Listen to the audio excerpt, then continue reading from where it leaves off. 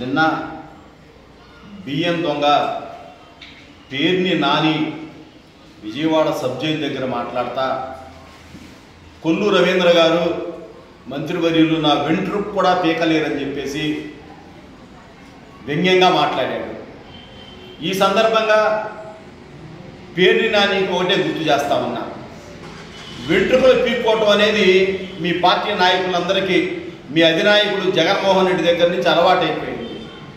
గతంలో అనేక బహిరంగ సభల్లో కూడా ఎన్నికలకు ముందు జగన్మోహన్ రెడ్డి నా వెంట్రుక కూడా పీకలేరని చూపిస్తే ఆంధ్ర రాష్ట్ర ప్రజలు వెంట్రుకలు కాదు కదా మొత్తం బోడిగుండు కొట్టి పంపించారు. అయినా సిగ్గు రాలేదు. నువ్వు మాట్లాడుతూ ఉన్నావు, సిగ్గుందా నీకు పేర్ని నాని? నువ్వు బియ్యం దొంగతనం చేసావు.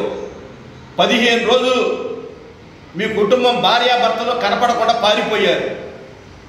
15 రోజుల తర్వాత ప్రత్యక్షం అయ్యావు నువ్వు. మీ ఆవిడైతే నెల 2 నెలలు కనపడకుండా పోయింది.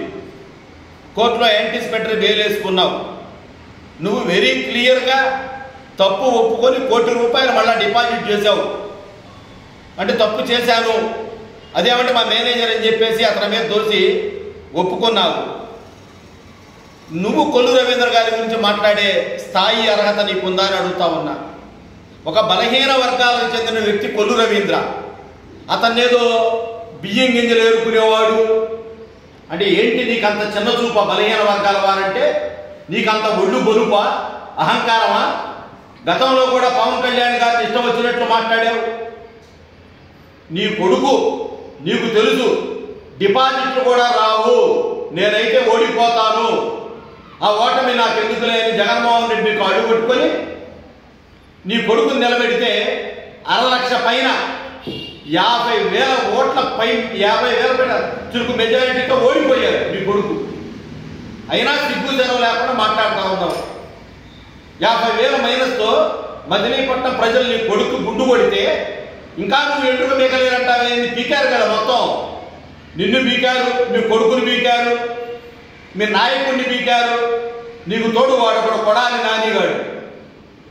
వాడు ఈ రోజు వరకు కూడా 9 నెలలు అవుతుంటే గుడివాడ మోహన్ చూడరా వాడు గతంలో మాట్లాడాడు, నేను హీరోని, నన్ను ఎవరు ఇక్కడ కొడాలి నాని, వంశీ, పేర్ని నాని అనేవాడిని, ఎంతమంది చంద్రబాబు నాయుడు వచ్చినా లోకేష్ వచ్చినా మమ్మల్ని ఏమీ చేయలేరు, ఓడించలేరు అని మాట్లాడారు. ఒక్కొక్కళ్ళు 50,000 పైన చిలుకు ఓటుతో ఓడిపోయారు. సిగ్గు ఎగ్గు లేకుండా ఇంకా తిరుగుతూ ఉన్నారు జైళ్ళ దగ్గరికి. గుడివాడ నాని అనేవాడికి దమ్ము ధైర్యం ఉంటే ఈ రోజు వరకు ఎందుకు వెళ్ళలేదు? ఈ రోజు వరకు నియోజకవర్గానికి ఎందుకు వెళ్ళా? నియోజకవర్గానికి వెళితే చెప్పు దెబ్బలు చీపుర్లు తీసుకొని ప్రజలు కార్యకర్తలు వెంటబడతారు.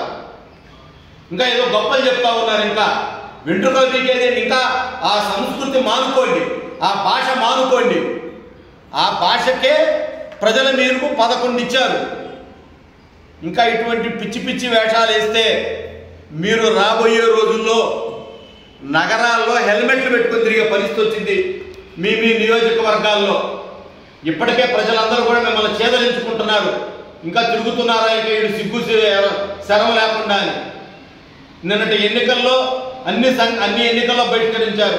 నీటి సంఘం ఎన్నికలంటే బహిష్కరించారన్నారు. ఎమ్మెల్సీ అంటే మీరు పెట్టిన ఎమ్మెల్సీ అభ్యర్థి కాస్త హత్య కేసులో ఇరుక్కొని జైలు పాలైపోయాడు.